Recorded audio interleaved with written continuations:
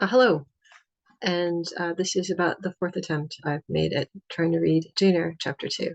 Um, I put up Chapter 1 about 2 years ago, and well, for various reasons, I haven't gotten around to reading the rest of the book. But I did notice that it did get quite a lot of views, and quite a lot of likes. So I'm going to continue. Anyway, I will get the rest of the book up as quickly as I can. Um, and I hope everybody enjoys it. So what I'll do is I'll read through chapter 2 and then we'll go through just a brief synopsis of what it says. And we might be joined by a couple of cats in the process. We'll try to keep them away. Okay, so Jane Eyre, chapter 2. It says, I registered all the way a new thing for me and circumstance which greatly strengthened the bad opinion Bessie and Miss Abbott were disposed to entertain of me. The fact is, I was a trifle beside myself, or rather out of myself, as the French would say. I was conscious that a moment's mutiny had already rendered me liable to strange penalties, and I, like other rebel slave, I felt resolved in my desperation to go to all lengths. Hold her arms, Miss Abbott. She's like a mad cat. For shame, cried the lady's maid.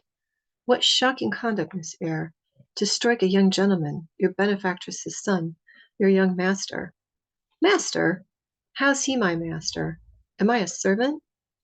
No, you're less than a servant, for you do nothing for your keep.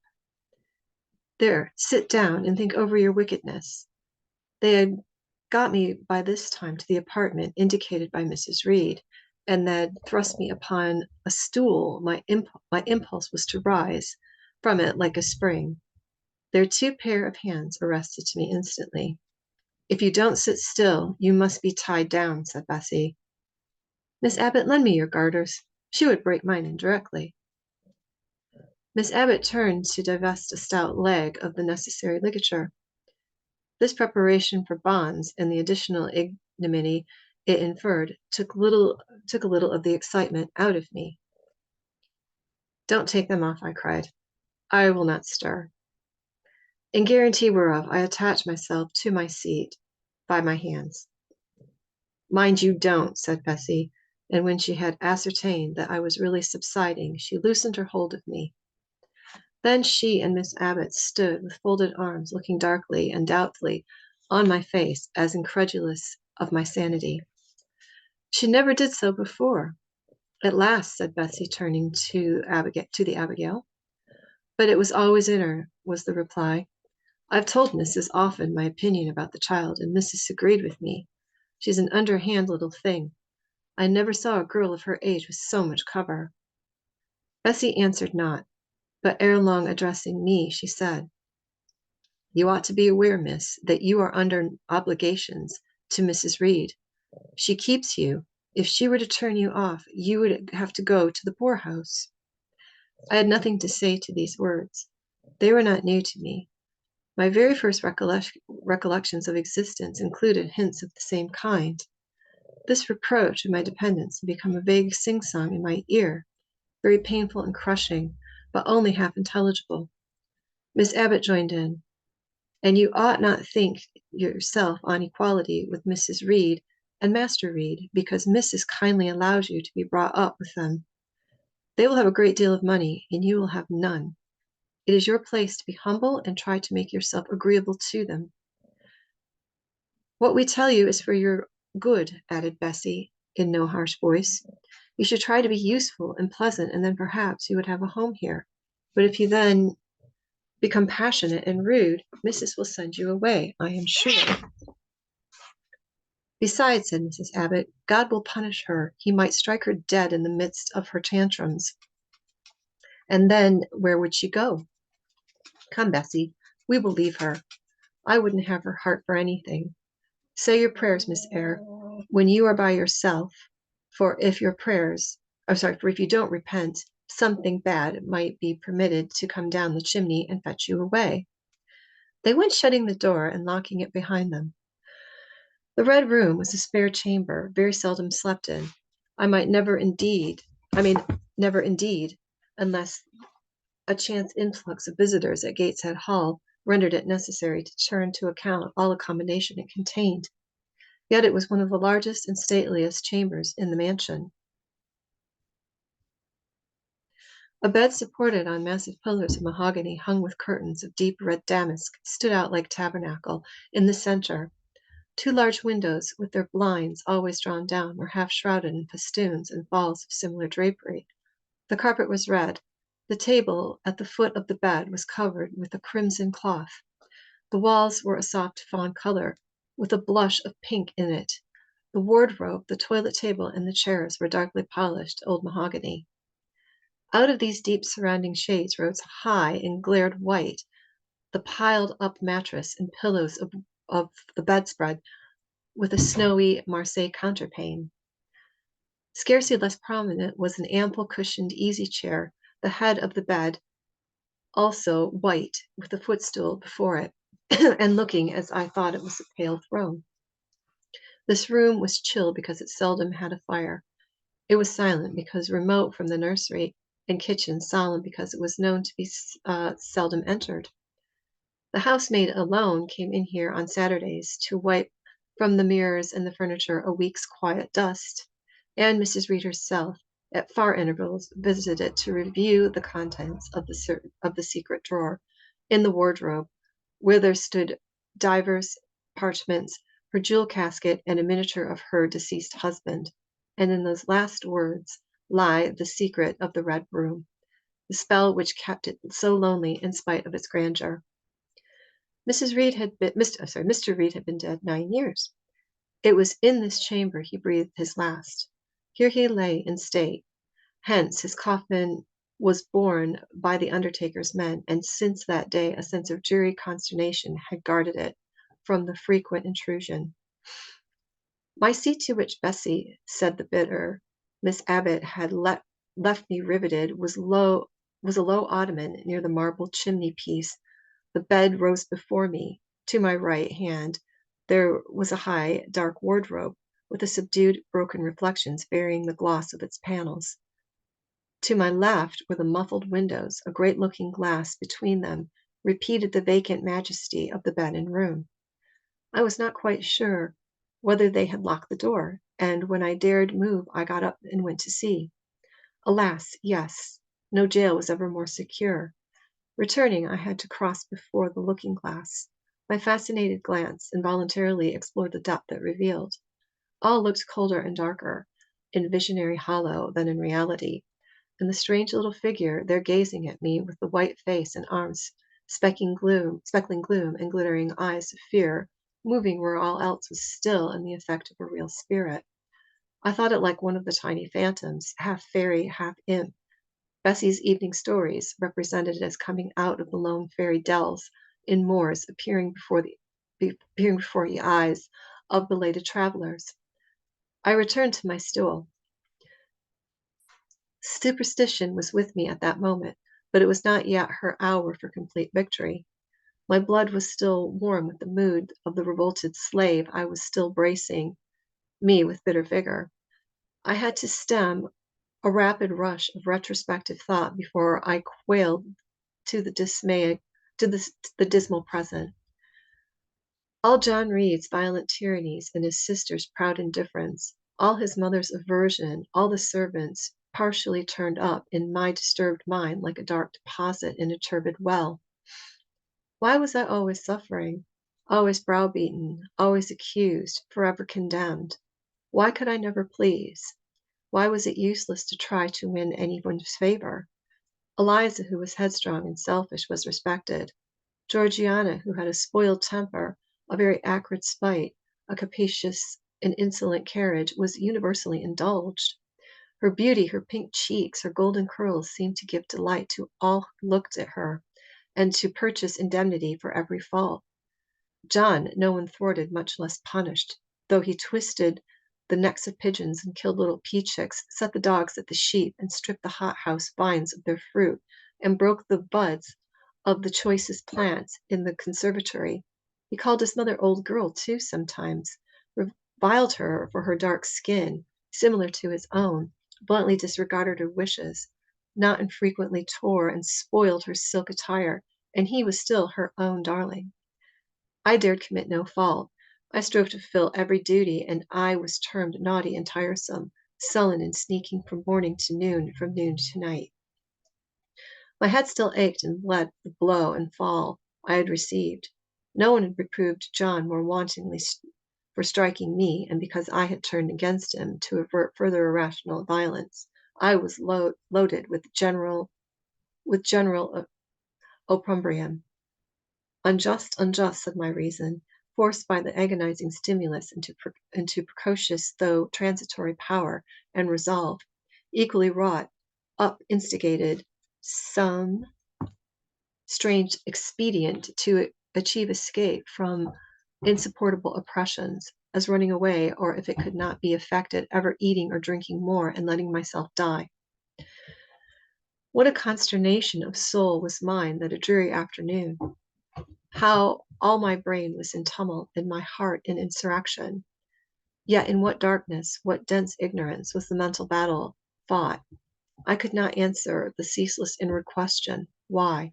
I thus suffered, and now at the distance, I will not say how many years, I see it clearly.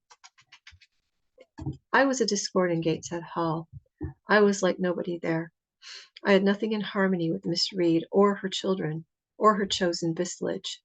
If they did not love me, in fact, as little as I loved them, they were not bound to regard with affection a thing that could not sympathize with one among them, a heterogeneous thing, opposed to them in temperament, in capacity, in propensities, a useless thing, incapable of serving their interests or adding to their pleasure, a noxious thing, cherishing the germs of indignation at their treatment, of their judgment, a contempt of their judgment. I know that I had been a sanguine, brilliant, careless, exciting, handsome, romping child, though equally dependent and friendless. Mrs. Reed's world had endured my presence more complacently. Her children would have entertained for me more of the cordiality of fellow feeling. The servants would have been less prone to make me the scapegoat of the nursery. Daylight began to forsake the Red Room. It was past 4 o'clock, and the beloaded afternoon was tending to drear twilight. I heard the rain still beating continuously on the staircase window and the wind howling in the grove behind the hall. I grew by degrees cold as a stone, and then my courage sank. My habitual mood of humiliation, self-doubt, forlorn depression fell damp on the embers of my decaying ire. All said I was wicked, and perhaps I might be so. Well, I thought I had been but just conceiving of starving myself to death. That certainly was a crime. And was I fit to die? Or was the vault under the chamber of Gateshead Church an inviting bourne? In such a vault, I had been told, did Mr. Reed lie buried, and, led by this thought to recall his idea, I dwelt on it with gathering dread. I could not remember him, but I knew that he was my uncle, my mother's brother, that he had taken me when a parentless infant to his house, and that in his last moments he had required a promise of Mrs. Reed that she would rear and maintain me as one of her own children. Mrs. Reed probably considered she had kept this promise, and so had, I dare say, as well as her nature would permit her. But how could she really like an interloper, not of her race, and unconnected with her?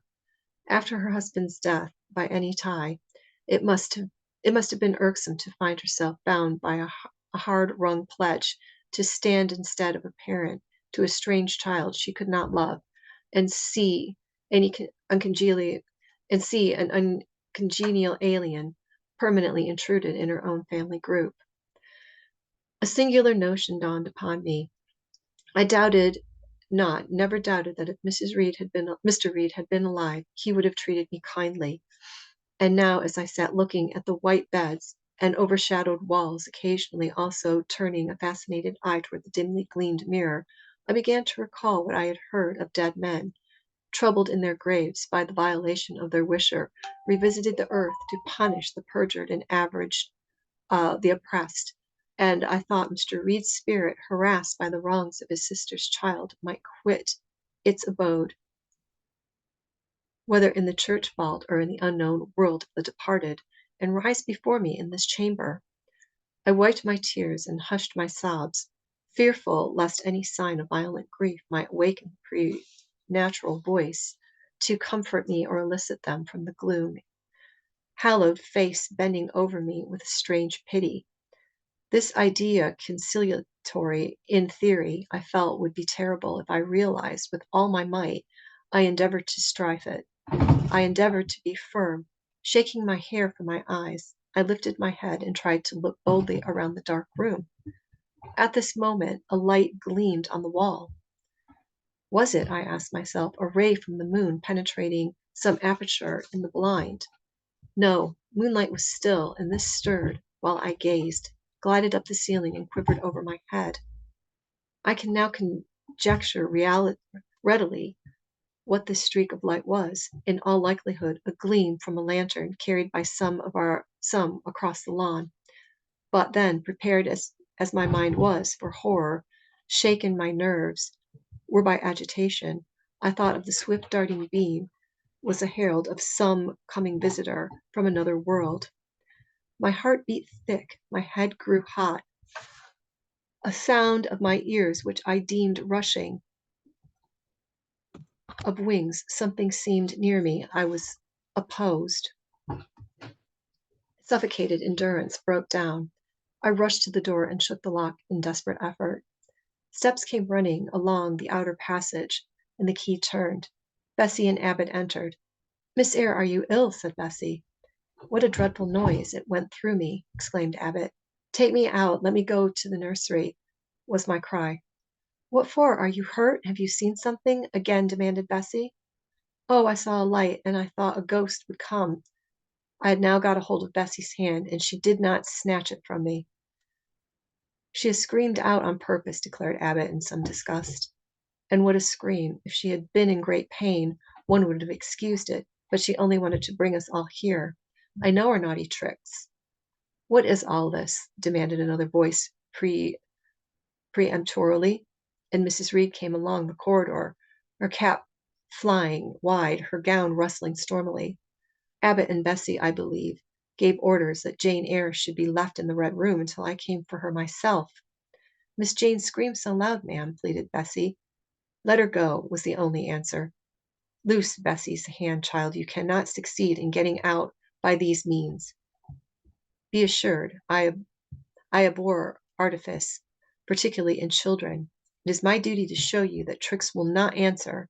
You will now stay in here an hour longer, and it is only on condition of perfect submission and stillness that I shall liberate you then." "Oh, aunt, have pity, forgive me. I cannot endure it. Let me be punished some other way. I shall be killed if—" Silence!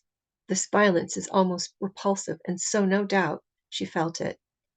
I was a precious actress in her eyes. She sincerely looked on me as a compound of virulent passions, mean spirit, and dangerous duplicity. Bessie and Abbot had retreated. Mrs. Reed, impatient of my now frantic anguish and wild sobs, abruptly thrust me back and locked me in. Without further parley, I heard her sweeping away, and soon after she was gone, I suppose I had a species of fit, unconscious, and closed the scene. Okay, so what happens is that she thinks she sees a spirit. She sees a little light, and she thinks it's a ghost, and it frightens her so much that she has a fit. Um, they come, they throw her back. Mrs. Abbott throws her back into the room, and then she faints. Okay, so one thing about the colors, red, the red room, there's a lot of references to red, and that is anger, passion. These are things that's placed in there very carefully. White is also kind of a dullness. So in the very beginning, you're seeing the use of color in Charlotte Bronte's writing. So that is chapter 2. That's just a basic synopsis. Jane is put into the Red Room as a punishment. She gets frightened, tries to come out. They don't listen to her, and they throw her in. And you give all this, you learn about her background, how she's an orphan, how she is the charge of Mrs. Abbott, who's actually her aunt. She doesn't want to raise her, but is left with this duty. And they start hinting already that they're looking to send her away. Okay, I hope that you enjoy this. The print on this is very small, so I did stumble a little bit as I read. But anyway, I will be back soon with chapter 3.